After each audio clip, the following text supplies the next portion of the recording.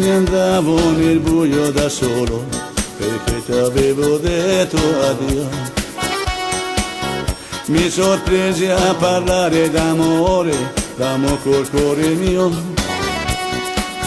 Ad un tratto sentì che i miei occhi erano pieni di lacrime,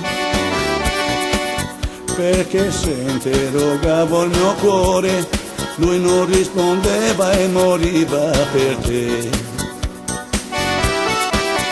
Mi fermai sotto un triste lampione, piangendo di disperazione.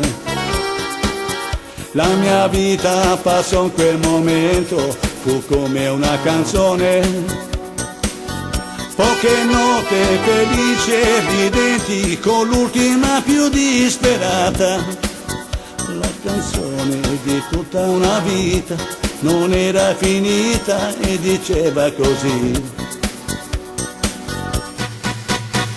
se parli al cuore e il cuore non ti risponde, ciò non vuol dire che lui non ti sente. Se il cuore non risponde è perché piange. Se piange il cuore sai che piange per amore.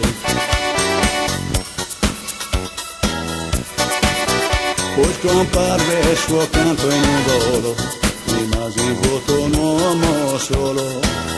E allora sentì che l'amore tornava nel mio cuore. Corse a casa felice sperando, la mia ragazza ci trovai. L'abbracciai forte e perdutamente, baciando il suo corpo, piangendo con lei.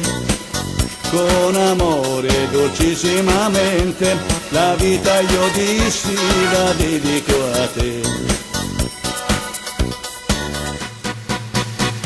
Se parli al cuore e il cuore non ti risponde,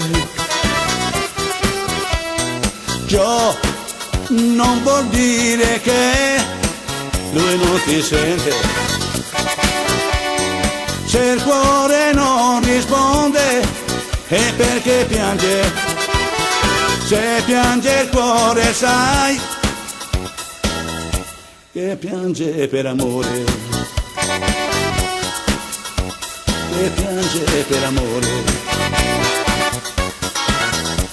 Che piange per amore.